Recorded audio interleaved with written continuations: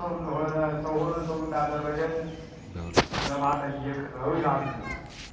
መብል መጠጡ ያፋቅራል፣ እንደወደደን ያጠይቃል።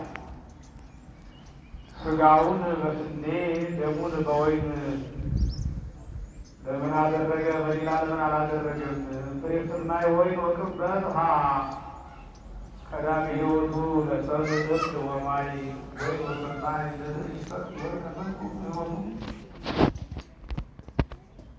ትንቢት ተናግሯል ቅዱስ ዳዊት ሥጋውን በስንዴ ደሙን በወይን እንደሚሰጥ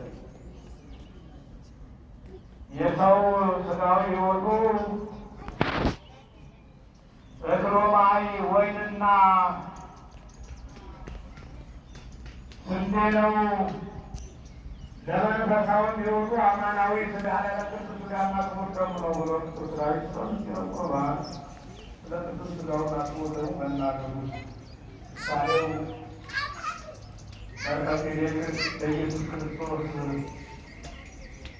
ክህነት ሊቀ ካህናት ሆኖ የመጣ አንተ ካህኑ ላነ ተቀበል መስሎ በረከት ጽዋ በረከት ይዞ ያስታጥቁት ነበር። በዚህ ያመለክት ነበረ። ይህ ልታቆሌ ጽዋ በረከት ቅዱስ ሥጋው ክቡር ደሙን ያመለክታል። ዋናው ትልቁ ምስጢር ጌታችንና እመቤታችን ድንግል ማርያም በሩቅ የኖሩ ነበረና ፍጹም ሥጋውን ፍጹም ደሙን እንደሰጠን ያለቃል ብለዋል አባቶቻችን። ቅዱስ ኤጲፋንዮስ በደሴተ ቆጵሮስ በዛሬው ሲቀደስ እንደሰማነው ወንጌሉን የዛሬው ወንጌል ሲተረጉሞ በቅዳሴው ላይ ወበይእቲ ሌሊት ምሴተ ሐሙስ አመለፈቀ በሌሊተ ዓርብ